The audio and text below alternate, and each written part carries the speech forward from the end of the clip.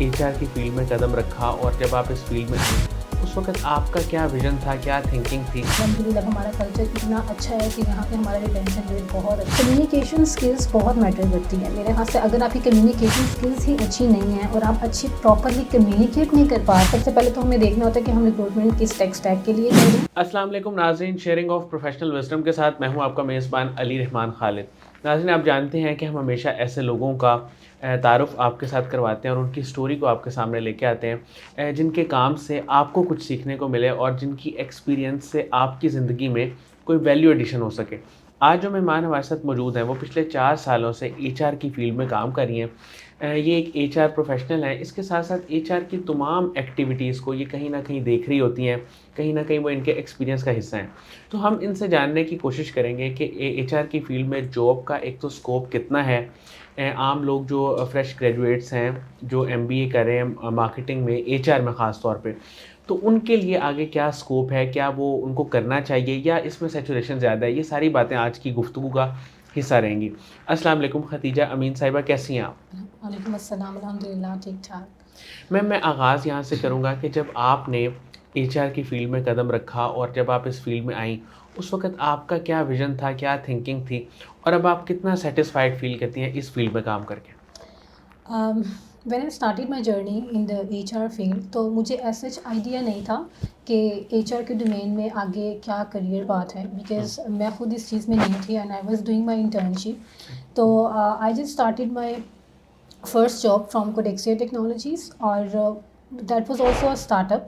उस टाइम पे वो भी एक स्टार्टअप था और उनका भी एचआर डिपार्टमेंट नहीं था, तो मैंने उनके डिपार्टमेंट को फ्रॉम स्क्रैच डेवलप किया। सही। तो वहाँ से फिर मुझे काफ़ी चीज़ें सीखने को मिली कि एक एचआर का जो डिपार्टमेंट है उसमें कौन कौन सी चीज़ें होनी चाहिए और आगे उसका करियर पाथ क्या है, बिकॉज तब उनकी स्ट्रेंथ भी काफ़ी कम थी। हुँ, तब they were 11 to 12 and now they are 30 to 35।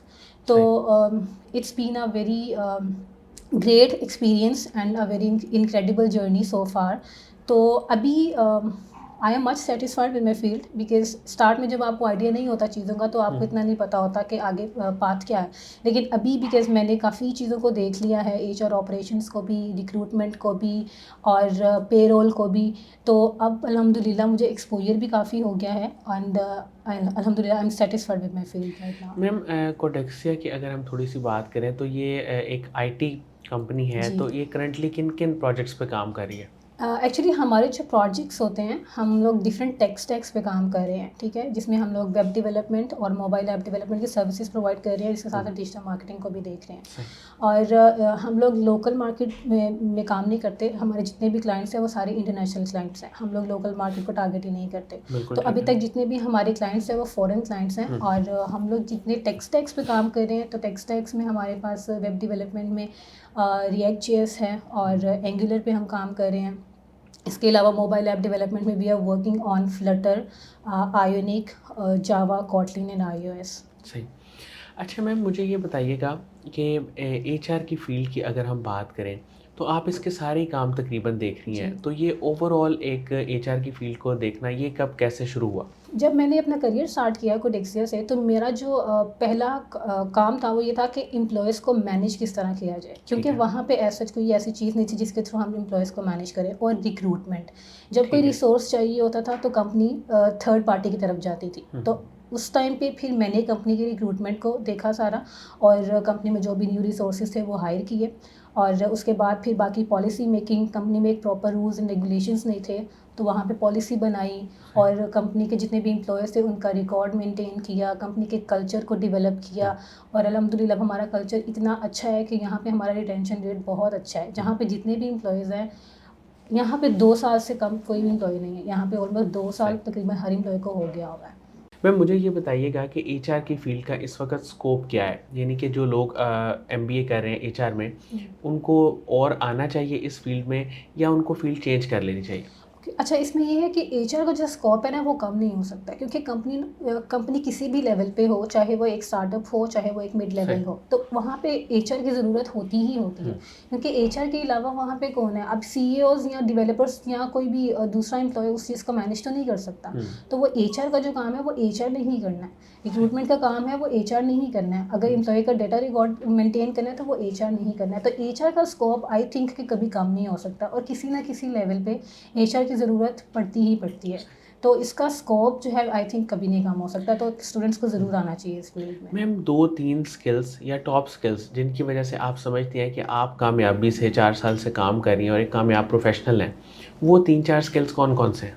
Okay, first जो मैं कहूँगी कि मेरे अंदर जो स्किल है, मैं क्योंकि 4 साल से रिक्रूटमेंट को मैनेज कर रही हूँ, टेक्निकल रिक्रूटमेंट को, तो रिक्रूटमेंट एक जो है वो मेरी स्किल है। और इसके अलावा ऑर्गेनाइजेशनल मैनेजमेंट, मतलब कल्चर को जो डेवलप करने में मेरा जो रोल रहा है, कंपनी के कल्चर को अल्हम्दुलिल्लाह काफ़ी अच्छे से मेंटेन किया है। एम्प्लॉय इंगेजमेंट जो है वो, और एम्प्लॉय कॉन्फ्लिक्ट रेजोल्यूशन, मतलब कॉन्फ्लिक्ट्स जो है एम्प्लॉय के जो डेली के उनके होते हैं उनको मैनेज करना, और इसके अलावा कम्युनिकेशन। सही। अच्छा मैम, रिक्रूटमेंट की अगर हम बात करें तो इसका क्या प्रोसेस है? टेक्निकल रिक्रूटमेंट ख़ास तौर पे ये एक नई टर्म आई है एचआर में, तो इसके बारे में थोड़ा-सा बताएँ कि इसका प्रोसेस क्या है, प्रोसीजर क्या है, किन चीज़ों का बहुत ज़्यादा ख़्याल रखा जाता है? ओके, टेक्निकल रिक्रूटमेंट में जो है सबसे पहले तो हमें देखना होता है कि हम रिक्रूटमेंट किस टेक स्टैक के लिए कर रहे हैं, ठीक है, और उससे रिलेटेड हमें रिक्रूटमेंट करनी होती है। तो जो भी हम लोग सबसे पहले सीवी शॉर्टलिस्टिंग का प्रोसेस होता है, इसमें हम लोग देखते हैं कि कैंडिडेट की जो हमारा एक्सपीरियंस रिक्वायर्ड है, एक तो उसका वो रेलिवेंट एक्सपीरियंस है या नहीं। उसके बाद कम्युनिकेशन स्किल्स बहुत मैटर करती हैं, क्योंकि आजकल की जो हमारा चल रहा है दौर, उसमें कम्युनिकेशन के बगैर गुजारा नहीं है। इवन वो एक डेवलपर भी है, क्योंकि उसने कम्युनिकेट करना होता है फॉरेन क्लाइंट के साथ, और अगर उसकी कम्युनिकेशन ही स्ट्रांग नहीं है तो वो किस तरह से क्लाइंट के साथ कम्युनिकेट करेगा, और वो किस तरह से प्रोजेक्ट को अंडरस्टैंड करेगा। तो कम्युनिकेशन स्किल्स उसके लिए मैटर करती हैं। उसकी relevant degree, technical degree, like computer science की, आईटी की, या कोई भी टेक्निकल फील्ड से रिलेटेड उसकी डिग्री वो मैटर करती है, और उसकी एनालिटिकल स्किल्स, उसका एक्सपीरियंस, और ये कुछ 3-4 चीज़ें हैं जो उसके लिए हम लोग लाजमी देखते हैं।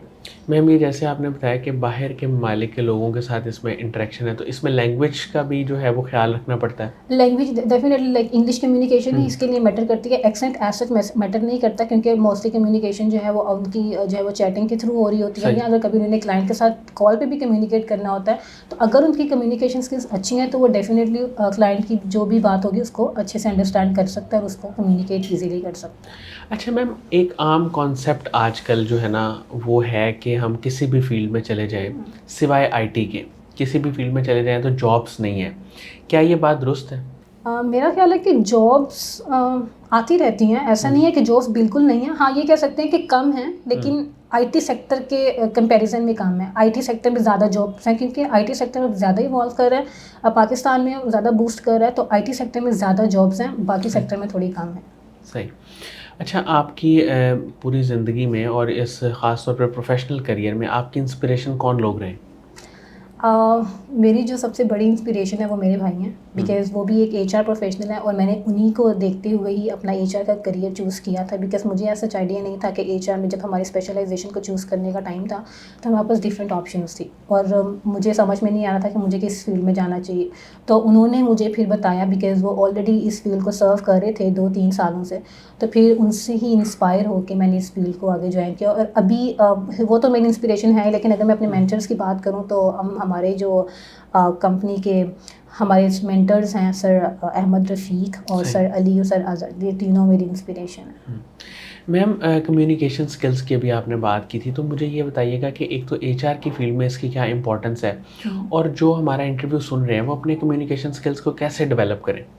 कम्युनिकेशन स्किल्स बहुत मैटर करती है मेरे ख्याल से। अगर आपकी कम्युनिकेशन स्किल्स ही अच्छी नहीं है और आप अच्छी प्रॉपरली कम्युनिकेट नहीं कर पा रहे हो अपनी बात को, तो अगला बंदा उस चीज़ को समझेगा ही नहीं, वो उस चीज़ को अंडरस्टैंड ही नहीं करेगा, और उससे प्रॉब्लम्स क्रिएट होंगे, ठीक है।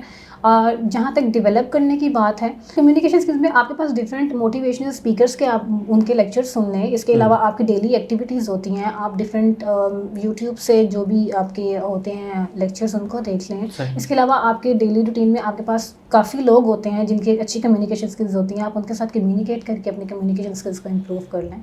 सही। अच्छा मैम, आखिर में आप ख़वातीन को और यूथ को क्या एडवाइस देंगी कि वो अपने किन स्किल्स पे काम करें और अपना माइंडसेट क्या रखें? ओके, मेरी एडवाइस, बिकॉज़ हम लोग अभी मार्केट में हैं और हम लोग को पता है कि फ्रेश ग्रेजुएट्स को जब हायर करते हुए क्या क्या इश्यूज आते हैं, तो आई वुड से कि अपनी कम्युनिकेशन स्किल्स को स्ट्रॉन्ग करें, अपनी एनालिटिकल स्किल्स को स्ट्रॉन्ग करें और पैसे की तरफ जाए ना जाएं। बिकॉज कम जो अभी हम लोगों ने ये चैलेंजेस फेस किए हैं कि कैंडिडेट जो है वो लर्निंग और ग्रोथ की बजाय अपनी सैलरी को इंपॉर्टेंस दे रहे होते हैं। यस, और अभी ये रिसेंटली हम लोगों ने ये चैलेंज फेस किया, तो उसी के अकॉर्डिंग मैं आपसे बात करूँगी कि कैंडिडेट्स जो हैं वो उनको हालांकि उनका करियर का बिल्कुल स्टार्ट होता है, तो उनको चाहिए कि वो अपनी ग्रोथ और लर्निंग पे फोकस करें, ना कि अपनी सैलरी पे। तो आई वुड से कि आप अपनी लर्निंग और अपने करियर पे ग्रोथ करें और अपने लर्निंग और अपने करियर पे फोकस करें, ना कि अपनी सैलरी पे। सैलरी आपको विद टाइम मिल जाती है जब आप अपनी स्किल्स को डेवलप कर लेते हैं, बिकॉज लर्निंग ब्रिंग अर्निंग। सो उस चीज़ को आप फोकस करें, ना कि अपनी सैलरी को। अच्छा मैम, एक चीज़ बहुत नोट की जाती है, मैंने भी देखा, आपका भी एक्सपीरियंस रहा होगा कि किसी भी ऑर्गेनाइजेशन में एचआर के लोग बहुत कम होते हैं, हार्डली 1 या 2 जो है ना वो लोग होते हैं। तो इसकी क्या वजह है? क्या इदारा इन पे इन्वेस्ट नहीं करना चाहता, या वो एचआर की इम्पोर्टेंस को नहीं समझता, या 1-2 लोग काम मैनेज कर लेते हैं? एक्चुअली आईटी सेक्टर में अगर हम बात करें तो कंपनी की स्ट्रेंथ कोई इतनी ज़्यादा नहीं होती है। आप देखें कि 30 या 40 या 50 एम्प्लॉयज़ मैक्स होते हैं। बहुत कम ऐसी आईटी कंपनीज है जिनमें 200 तक एम्प्लॉयज़ जाते हैं, मोस्टली स्टार्टअप्स ही होते हैं। तो 30, 40, 50 एम्प्लॉयज़ को मैनेज करने के लिए 1 या 2 एचआर्स काफ़ी होती हैं। ऐसा नहीं है कि कंपनीज इन्वेस्ट नहीं करती, अगर कंपनी ने इन्वेस्ट ही ना करना हो तो वो एचआर्स को हायर ही ना करें। तो मेरा ख्याल है कि स्ट्रेंथ की वजह से भी ये मैटर करता है। अब अगर मैं अपनी बात करूँ तो हमारी कंपनी में पहले लाइक 20 से 25 एम्प्लॉयज़ थे और मैं अकेली मैनेज कर रही थी। लेकिन last year we had HR executive, तो अब हम मिलके 2 लोग मैनेज कर रहे हैं 35 to 40 लोगों की स्ट्रेंथ को। तो मेरा ख्याल है कि एचआर पे इन्वेस्ट करती हैं कंपनीज, लेकिन इट डिपेंड्स कि आपकी कंपनी की स्ट्रेंथ कितनी है। बहुत बहुत शुक्रिया खदीजा अमीन साहिबा, आपने हमारे लिए वक्त निकाला। नाज़रीन, मुझे उम्मीद है कि इनकी गुफ्तगू से आपने ह्यूमन रिसोर्स की फ़ील्ड के बारे में बहुत सारी चीज़ें सीखी होंगी।